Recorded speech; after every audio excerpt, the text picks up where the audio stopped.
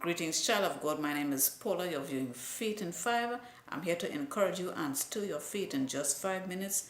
This word is designed and this program is designed to strengthen you, encourage you, and boost you in your walk with God. Our scripture reading is taken from book of Acts chapter 17, reading from verses 1 to 9. Let's go there right away. When they had passed through Amphipolis and Apollonia, they came to Thessalonica, where there was a Jewish synagogue. As his custom was, Paul went into the synagogue, and on 3 Sabbath days, so he was there about 3 weeks in Thessalonica. In 3 Sabbath days, he reasoned with them from the scriptures, explaining and providing that the Christ had to suffer and rise from the dead. This Jesus I am proclaiming to you is the Christ. He said, some of the Jews were persuaded and joined Paul and Silas, meaning in their faith and in their belief in the church, as did a large number of God-fearing Greeks. So also a large number of Greeks were converted. They believed the word. They believed the gospel. And not a few prominent women. So some prominent women also believed. Let's go to verse 5. But the Jews were jealous. Say that again. But the Jews were jealous. Hold that thought. So they rounded up some bad characters from the marketplace, formed a mob, and started a riot in the city. They rushed to Jason's house in search of Paul and Silas. Apparently, Paul and Silas were staying at a brother named Jason, in order to bring them out to the crowd. But when they did not find them, they dragged Jason and some other brothers before the city officials, shouting, these men who have caused trouble all over the world, have now come here, verse 7, and Jason has welcomed them into his house. You see, so brother Jason was keeping Paul and Silas. They are all defying Caesar's decrees. And for those of you who don't know what that old school word defying means, it means to make unclean, or to disrespect, or to dishonor. So they are saying that Paul and Silas is defying the king at that time, Caesar's decrees, by preaching about Christ.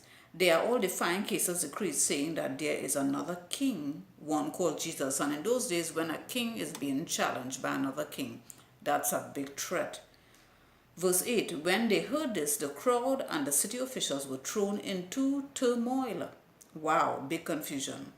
Then they made Jason and the others, this is so silly at the ending, then they made Jason and the others post bond and let them go. Oh my gosh, so when your enemies are turned into turmoil, they will get so confused, they will have to post bond and let you go. And that's what the direct aim of the message is about. Those of you who are being held captive, and you're looking at me, wherever you are being held captive, whether you are literally in a prison, charged and you're innocent, and you're being called and considered guilty, or being labeled in the workplace, in the company, this word is for you. Are you being held prisoner in your marriage? I mean, is there like a jail cell in there? Things are horrible, terrible. I'm here to let you know, by the Spirit of God, the word is post-bond. You are going to be let go and set free. Take these pointers down. Those who are fixed in their structured belief are strangers to the truth. You see, many of the Jews, it's so funny, beloved, because Jesus was born a Jew and is a Jew in the earth, according to the flesh realm, and his very own flesh and blood find it very hard to receive him and to believe him. Those who are fixed, and that's the same thing that happens with you, who are fixed in their structured belief are strangers to the truth. They are unable to understand reasoning. You can try to reason with them how much you want, they will not understand. Those who are closest to you, and this is what happens in the believer's life, will not hear, see, and understand your testimony. Does that happen to you? It happened to me. Those who are closest to you, your testimony might be big or great, and those who are your blood, your own household, will not recognize, understand, see, or hear your testimony. They will miss your resurrection greatness. They will miss where God has taken you through, bring you out of. And you know very well what I'm saying is direct on core. It refers to you. They will not see your resurrection. I know they can't see the usage of the glory of God upon you. It happens to me, and it's happening to you also. You see, this word is a comfort to bear witness that what is happening in your life it's exactly scriptural.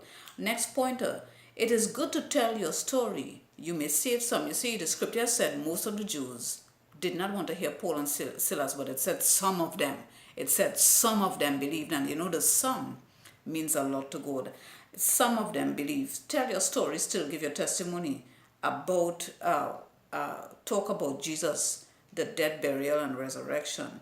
You will capture some.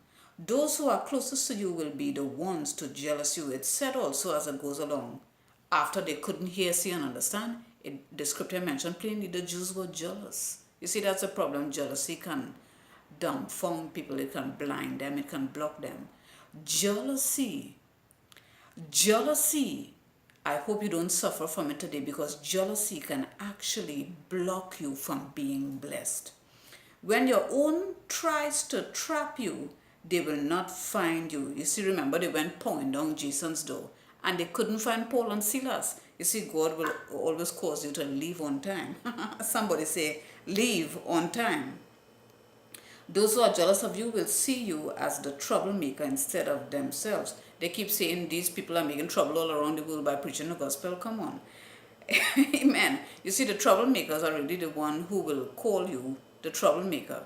You are doing the will of God, what you're supposed to do.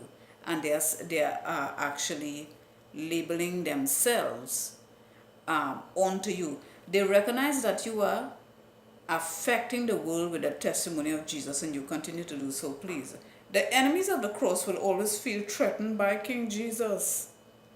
It's said there in the scripture that when they heard about this King Jesus, they said, you are defiling Caesar. Come on.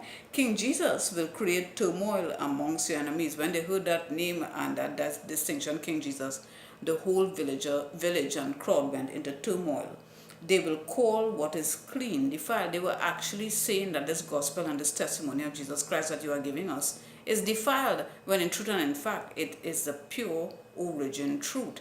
And it is clean. What they believe in is defiled. Come on now, somebody. The next point. When they hold you prisoner, and this is the best part, it's a good way to end off and close, because this is a sweet ending. When they hold you prisoner, they will have to post bond and let you go. Somebody say post bond. I'm here to give you this direct prophetic word. What is that word in the midst of the whole entire ministry of the word?